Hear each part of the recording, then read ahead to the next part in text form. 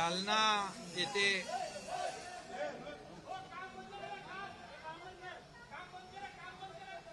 अजून जोरात करायला हा मनोज जरांगे पाटील यांनी जालना येथे उपोषण आंदोलन सुरू केल्यानंतर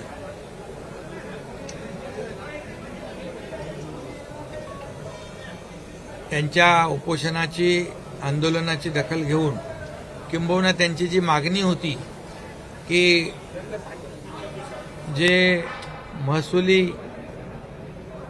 किंबहुना इतर ज्या काही नोंदी निजामकालीन नोंदी ज्या आहेत त्या नोंदी जुन्या नोंदी ज्यांच्याकडे असतील त्यांना कुणबी दाखला दिला पाहिजे अशा प्रकारची मागणी त्यांची होती।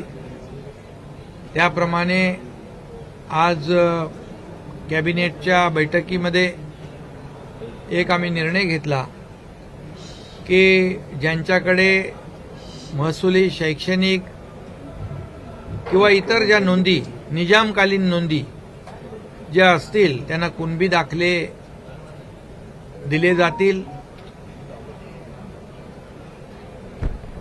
आणि त्यासाठी जी कार्यपद्धती आहे किंबहुना त्याची पडताळणी आहे हे देखील करण्यासाठी एक निवृत्त न्यायाधीश साहेबांची एक कमिटी देखील आज गठीत केली। त्याच्यामध्ये 5 सदस्यांची कमिटी आहे। निवृत्त न्यायाधीश संदीप शिंदे आणि इतर आपले अधिकारी अशी 5 लोकांची समिती गठीत केलेली आहे आणि एकंदरीत ज्या काही नोंदी पूर्वीच्या महसुली शैक्षणिक इतर नोंदी ज्या निजामकालीन आहेत याची तपासणी करणं पडताळणी करणं आणि त्याचा एक एसओपी तयार करणं यासाठी ही कमिटी काम करेल आणि या कमिटीला पूर्वी जी आपली एक समिती सचिव महसूल यांची समिती मदत करेल आणि ही निवृत्त न्यायाधीशांची समिती जी आहे 1 महिन्यामध्ये सरकारला रिपोर्ट देखील करेल अहवाल सादर करेल आणि जेणेकरून ज्यांच्याकडे नोंदी जुन्या आहेत त्यांना कुणबी दाखले मिळतील त्यांचा फायदा होईल आणि त्यासाठी आपले अधिकारी जे आहेत किंवा ही समिती जी आहे ही संबंधित विभाग म्हणजे हैदराबाद या तिथल्या अधिकाऱ्यांशी देखील संपर्क साधतील। मी देखील त्या मुख्यमंत्र्यांशी देखील वैयक्तिक संपर्क साधेन आणि अशा प्रकारच्या ज्या काही अडचणी आहेत त्रुटी आहेत त्या दूर करण्याचं काम ही निवृत्त न्यायाधीशांची समिती काम करेल। अशा प्रकारचे 2 निर्णय आपण केलेत। आज GR देखील त्याचा काढला जाईल। ज्यांच्याकडे जुन्या नोंदी आहेत निजामकालीन त्यांना कुणबी दाखले देण्याचा GR देखील काढला जाईल आणि ही निवृत्त न्यायाधीशांच्या अध्यक्षतेखाली जी कमिटी आहे ती देखील या ठिकाणी गठीत करण्याचा निर्णय घेतलेला आहे। माझं एवढीच विनंती आहे मनोज जरांगे पाटील यांना की ते मराठा समाजाला आरक्षण मिळावं ही भावना मनामध्ये ठेवून गेले अनेक वर्ष या ठिकाणी त्यांनी आंदोलनं केलेली आहेत। मी देखील त्यांच्याशी वेळोवेळी संपर्क साधलेला आहे आणि आता देखील मी काल परवा देखील त्यांच्याशी बोललो। त्याच्या गेल्या आठवड्यामध्ये देखील बोललो की यामध्ये आपण मार्ग काढूया। सरकार पूर्णपणे सकारात्मक आहे। सरकार या बाबतीमध्ये पूर्ण सकारात्मक आहे। म्हणून तर जेव्हा देवेंद्र फडणवीस साहेब मुख्यमंत्री होते त्यावेळी देखील आपण कायदा करून मराठा समाजाला आरक्षण दिलं। ते हायकोर्टामध्ये 12-13% कायम राखलं गेलं, परंतु दुर्दैवाने सुप्रीम कोर्टामध्ये या ठिकाणी ते आरक्षण रद्द झालं आणि म्हणून त्यावर देखील आपण काम करतोय। आज एवढंच मी आपल्याला सांगेन की जे आरक्षण मराठा समाजाला दिलेलं रद्द झालेलं आहे ते पुन्हा मराठा समाजाला आरक्षण मिळवून देणं ही सरकारची आमची जबाबदारी आहे आणि आम्ही त्यासाठी कटिबद्ध आहोत। आणि मी यापूर्वी देखील भूमिका माझी स्पष्ट केलेली आहे की त्यासाठी जे सुप्रीम कोर्टाने काही त्रुटी त्या ठिकाणी आपल्या निर्णयामध्ये दाखवलेल्या आहेत, ज्या काही म्हणजे मराठा समाज मागास, सामाजिक आर्थिक मागास हे आपल्याला ज्या पद्धतीने प्रेझेंट करायला पाहिजे होतं त्यावेळेस दुर्दैवाने तशा प्रकारचं काम झालं नाही आणि त्यामुळे मी आता त्या कुणावर टीका करू इच्छित नाही, परंतु आज जे कोणी टीका करतायत त्यांच्या काळामध्येच हे आरक्षण मराठा समाजाचं रद्द झालेलं आहे हे आपल्या सगळ्यांना माहीत आहे. आणि म्हणून मी टीका न करता मराठा समाजाला आरक्षण मिळालं पाहिजे ही भूमिका स्पष्टपणे आमच्या सरकारची आहे. आणि त्यासाठी जी काही प्रक्रिया करायची आहे कायदेशीर न्यायालयीन लेखीन टास्क फोर्स आपण केला आहे. हरीश साळवे साहेबांसारखे तज्ज्ञ वकील आहेत, अनेक वकील त्या टास्क फोर्समध्ये आहेत. त्याचबरोबर जो डेडिकेटेड आयोग आहे तो देखील यावर काम करतोय. आणखी जे काही करायचं आहे ते पूर्णपणे शासनाच्या माध्यमातून केलं जाईल. त्यासाठी आमच्या बैठका झालेल्या आहेत, चर्चा झालेल्या आहेत. संबंधित जे कोणी यामध्ये आवश्यक मदत करू शकतात त्यांची देखील मदत आम्ही घेतोय. आणि टिकणारं मराठा आरक्षण देईपर्यंत आमचं सरकार स्वस्थ बसणार नाही हा शब्द आहे माझा.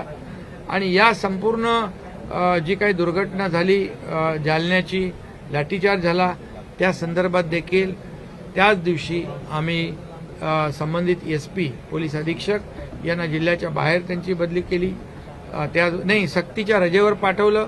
त्याचबरोबर ॲडिशनल SP जिल्ह्याच्या बाहेर, संबंधित DYSP जिल्ह्याच्या बाहेर त्यांना पाठवलं. विभागीय पोलीस उपविभागीय पोलीस अधिकारी त्यांचं निलंबन केलं आणि पोलीस महासंचालकांच्या माध्यमातून उच्चस्तरीय चौकशी त्या ठिकाणी सुरू आहे.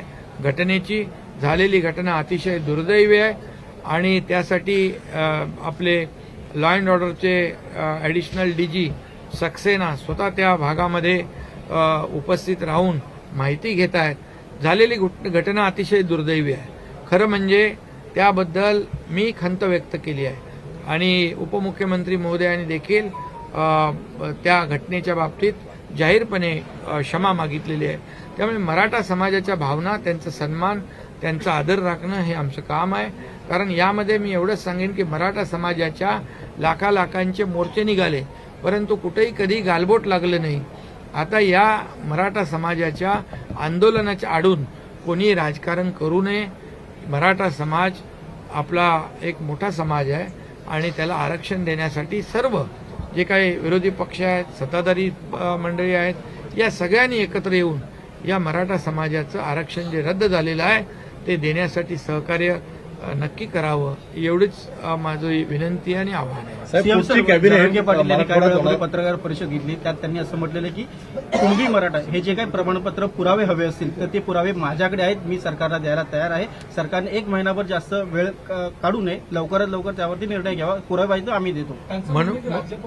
म्हणून माझं एवढंच म्हणणं आहे की कुठलाही निर्णय घेताना त्याचे संपूर्ण परिणामांचा विचार करून घ्या. ते घेतलेला निर्णय टिकला पाहिजे आणि म्हणून त्यांच्याकडे जे काही पुरावे असतील त्यांनी पुरावे, आता निवृत्त न्यायाधीशांची कमिटी आपण अपॉइंट केलेली आहे, त्यांच्याकडे निश्चितपणे द्यावेत. आणि आम्हालाही जे काही माहिती जिथून घ्यायची आहे आपली संपूर्ण अधिकारी त्यातून माहिती घेतील. आणि आम्हाला मनोज जरांगे पाटील यांच्या जीवाची देखील काळजी आहे आणि म्हणून त्यांना आव्हान आहे, विनंती आहे की त्यांनी देखील याचा विचार करावा आणि मराठा समाजाला आरक्षण देण्याबद्दल कुठलंही सरकारच्या मनामध्ये दुसरी भूमिका नाही हे मी पुन्हा एकदा या ठिकाणी सांगतो, स्पष्टपणे सांगतो की मराठा समाजाला आता ते फक्त मराठवाड्यातल्या कुणबी समाजाला, मराठवाड्यातल्या लोकांना कुणबी समाजाचं कुणबी दाखला मिळण्यासंदर्भातलं आंदोलन आहे, पण त्याच्यावर देखील आपण निर्णय आज घेतलेत. परंतु मराठा समाजाला जे रद्द झालेलं आरक्षण आहे ते मिळवून देण्यासाठी सरकार कटिबद्ध आहे. सर, पण त्यांची जी मागणी आहे की आदेश आणि त्यांना विनंती माझी आहे की त्यांनी जे सुरू ठेवलेलं आंदोलन मागे घ्यावं आणि सरकारला सहकार्य करावं. शेवटी आम्ही यापुढे देखील या विषयासाठी एकत्र येणार आहोत, भेटणार आहोत. त्यामुळे सरकारची भूमिका अतिशय स्पष्ट आहे की मराठा समाजाला आरक्षण देण्याची. त्यामुळे त्यांचंही मनोज जरांगे पाटील यांचं देखील सहकार्य अपेक्षित आहे आणि म्हणून त्यांनी इतके दिवस जे काही आंदोलन केलेलं आहे आणि त्यांची भूमिका अतिशय प्रामाणिक आहे आणि म्हणून त्यांनी आंदोलन मागे घेऊन सरकारला सहकार्य करावं. सरकार पूर्णपणे त्यांच्या भूमिकेच्या पाठीशी आहे.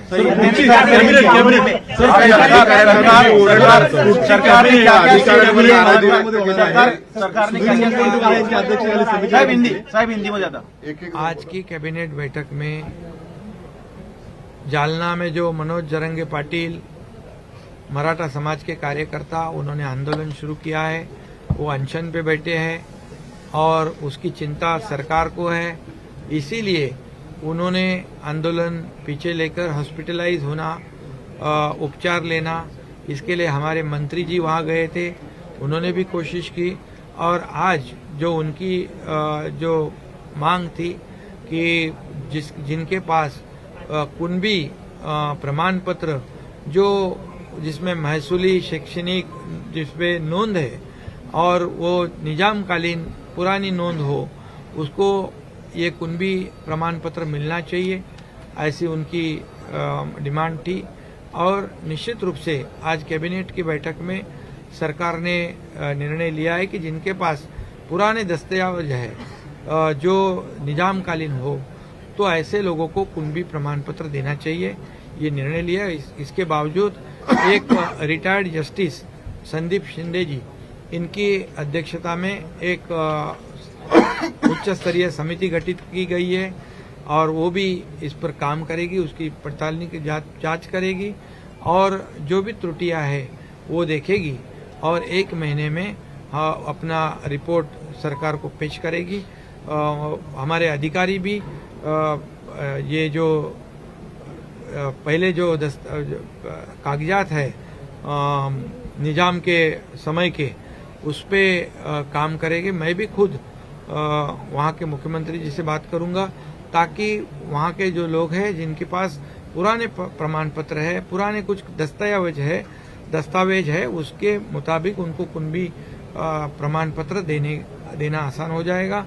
और इसलिए ये जो उन्होंने अनशन किया है उसमें जो दुर्भाग्यपूर्ण घटना घटी है, लाठीचार्ज हुआ है, इसके लिए भी सरकार ने वहाँ के एसपी को छुट्टी पर भेज दिया है, वहाँ के एडिशनल एसपी को वहाँ से निकाल दिया है, विभागीय पुलिस अधिकारी को निलंबित कर दिया है, पुलिस महासंचालक उसकी जांच कर रहे हैं, एडिशनल डीजी लॉ एंड ऑर्डर वहाँ पर खुद वहाँ बैठकर पूरा जायजा ले रहे हैं और जो भी दोषी पाए जाएंगे उसके ऊपर कड़ी कार्रवाई भी करेगी सरकार. और इसलिए अभी मेरी अपील है ये मनोज जरंगे पाटिल जी को कि ये आपका जो अनशन है वो पीछे लेकर सरकार को सहयोग करे और हमें उनकी तबीयत की भी, आरोग्य की भी चिंता है और सरकार पूरी तरह से मराठा समाज को आरक्षण देने के पक्ष में है. जो आरक्षण पहले देवेंद्र फडणवीस जी मुख्यमंत्री थे तभी जो दिया था वो आरक्षण हाईकोर्ट में भी कंफर्म हुआ था. दुर्भाग्यपूर्ण घटना सुप्रीम कोर्ट में जब हुआ तब सुप्रीम कोर्ट ने उसको खारिज किया है. उसे फिर से मराठा रिजर्वेशन देने के लिए सरकार कटिबद्ध है. सरकार पूरी तरह, सरकार की भूमिका साफ है और इसलिए जो जो भी करना पड़े प्रक्रिया वो सरकार करेगी. कांद्याचं जे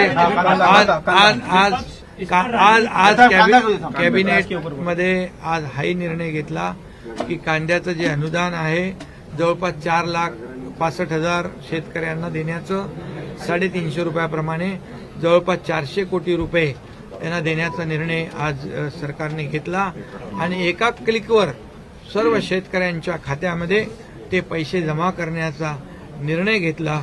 शेतकऱ्यांना आता पैसे मिळतील आणि शेतकऱ्यांना देखील आम्ही दिलेला शब्द जो आहे हा पाळलेला आहे, त्यांना दिलासा मिळेल. त्याचबरोबर जे आता काही ठिकाणी पाऊस कमी पडतोय, शेतकरी चिंतित आहेत आणि शेतकरी त्याबाबतीत देखील कॅबिनेटमध्ये चर्चा झाली. शेतकऱ्यांना सरकार वाऱ्यावर सोडणार नाही. शेतकऱ्यांना जे जे काही आता सध्या संकटात आहे आणि ज्या ज्या माध्यमातून त्यांना मदत करता येईल सरकार पूर्णपणे मदत करेल आणि शेतकऱ्यांच्या पाठीशी सरकार उभं राहील. सर मराठवाड्यात होणारे समिती गठीत मुख्यमंत्री पुढची कॅबिनेट मिटिंग मुनगंटीवारांची समिती गठीत केली पुढची कॅबिनेट. पुढची कॅबिनेट जी आहे ती संभाजीनगरला मराठवाडा मुक्ती संग्रामचं अमृत महोत्सवी वर्ष आहे आणि ती सुधीर मुनगंटीवार यांच्या अध्यक्षतेखाली एक कमिटी देखील गठीत केलेली आहे की मराठवाडा मुक्ती संग्राम जो आहे हा इतिहास आहे आणि म्हणूनच यावर्षी त्या ठिकाणी कॅबिनेट होईल आणि मराठवाड्यासाठी जे जे मोठे निर्णय चांगले निर्णय मराठवाड्यातल्या जनतेसाठी जे घेता येतील ते सरकार त्या ठिकाणी घेईल. मराठवाड्याला मोठ्या प्रमाणावर दिलासा देण्याचं काम सरकार करेल कारण मराठवाड्यातल्या लोकांचा मोठा त्याग या ठिकाणी आहे तो विसरणार नाही आणि त्यांच्याबरोबर सरकार पूर्णपणे पाठीशी खंबीरपणे उभा आहे. त्या बाबतीत आजच्या कॅबिनेटमध्ये सविस्तर चर्चा झालेली आहे. लोकशाही चॅनलवरती गुन्हा दाखल झालेला आहे आणि सायबरसाठी सुद्धा 837 कोटी रुपयाचा प्रकल्प जो आहे राज्य सरकारने निर्णय घेतला. सायबर क्राईममध्ये मोठ्या प्रमाणावर होत असलेली वाढ लक्षात घेऊन त्याच्यामध्ये त्याचं प्रमाण कमी करण्यासाठी जे काही नवीन तंत्रज्ञान आहे त्याचा वापर झाला पाहिजे आणि पूर्णपणे आपली जी सिस्टीम आहे ॲडव्हान्स सिस्टीम तयार झाली पाहिजे जेणेकरून या सायबर क्राईममधून लोकांची होणारी फसवणूक दाखल होणारे गुन्हे त्याचं प्रमाण कमी होईल आणि मोठ्या प्रमाणावर या राज्यातल्या लोकांना नागरिकांना दिलासा मिळेल. कल आपने एक ट्वीट किया था सीएम साहब कल आपने एक ट्वीट किया था कि भारत नाम को लेकर पहले तो भारत नाम से क्यों एलर्जी है सबको. भारत हे आपलं हिंदी सर मराठी नाही अरे आपण भारत माता की जय म्हणतो ना आणि त्यामुळे या देशाला स्वातंत्र्य मिळवून देणाऱ्या स्वातंत्र्य सैनिकांनी देखील भारत माता की जय बोलूनच फाशीवर गेलेत. हा इतिहास आहे. त्यामुळे हे भारत म्हणण्यासाठी लाज वाटण्याचं कारण काय कारण ह्याला प्राचीन आपली इतिहास आहे आणि म्हणून भारत हे अभिमानाने नाव घेतलं पाहिजे. जर प्रधानमंत्री मोदी साहेब भारत हे नाव अभिमानाने घेत असतील तर त्याचं स्वागत आहे त्यांचं आणि आम्हाला देखील अभिमान आहे. भारत हे भारतवर्ष आहे आणि आपण सर्व भारताचे नागरिक आहोत. आपल्या घटनेमध्ये देखील तो उल्लेख आहे. त्यामुळे याच्यामध्ये मला वाटतं हा आपल्या सगळ्यांचा अभिमान आहे स्वाभिमान आहे. एवढंच मी सायबर गुन्ह्यावरती तुम्ही बोललात भारत नाम का विरोध करने वाले ये बहुत ही दुर्भाग्यपूर्ण घटना है. जो भारत नाम को लेकर ये भारत हमारा स्वाभिमान है. मैं फिर एक बार कहूंगा कि भारत माता की जय बोलते हुए हमारे लाखों स्वतंत्र सेनानी जो है नागरिक है इन्होंने आज़ादी प्राप्त की है और आज़ादी हमें मिलने के लिए कई स्वातंत्र्य वीर देशभक्त ये भारत माता की जय कहते हुए फांसी पे गए. ये अभिमान है हमारा ये स्वाभिमान है और मोदी साहब ने ये जो निर्णय लिया है उसका हम स्वागत करते हैं. हमें उसका गर्व है. ये जो लोग उसकी राजनीति कर रहे हैं जो हमारे देश की बदनामी दूसरे देश में जाके करते ये भी दुर्भाग्य है क्योंकि हमारे देश का नाम पूरी दुनिया में रोशन करने का काम हमारे प्रधानमंत्री मोदी साहब कर रहे हैं. आज जहाँ भी हमारे प्रधानमंत्री जाते हैं वहाँ के अमेरिका जैसे बड़े राष्ट्राध्यक्ष भी उनका स्वागत सम्मान करते हैं. सभी देशों के बड़े बड़े जो प्रमुख हैं वो उनके साथ बहुत ही सम्मान के साथ आदर के साथ बर्ताव करते हैं और हमारा देश जो है महासत्ता की ओर ले जाने का काम प्रधानमंत्री कर रहे हैं. आज चांद्रयान जो 3 जो यहाँ पर जो मुहिम यशस्वी हुई है ये हमारे लिए सबके लिए गर्व की बात है। दक्षिण ध्रुव में ये अभियान यशस्वी करने वाला भारत ये पहला देश है और इसलिए ये विरोधी पार्टी जो है उनके पैरों तले जमीन खिसक रही है। ये बड़े बड़े काम हो रहे हैं, इसको उनको चिंता हो रही है कि मोदी जी के सामने कैसे हम इकट्ठा हो जाए। एक द्वेष भर पूरी तरह एक द्वेष एक जलन उनके दिल में मोदी जी के बारे में है। मोदी जी तो देश का विचार कर रहे और ये देश की बदनामी प्रदेश में जाके करते हैं। ये कितने भी इकट्ठे होकर विरोध करे, लोगों ने तय कर लिया है जो भारत को आगे बढ़ाने वाला प्रधानमंत्री है, जो भारत का विकास करने वाला प्रधानमंत्री है, जो भारत को महासत्ता की ओर ले जाने वाले प्रधानमंत्री है, उनको 2024 में अब तक के सब रिकॉर्ड टूटेंगे और 2024 में फिर से मोदी जी प्रधानमंत्री बनेंगे। ये देश के दुनिया ने देश की जनता ने तय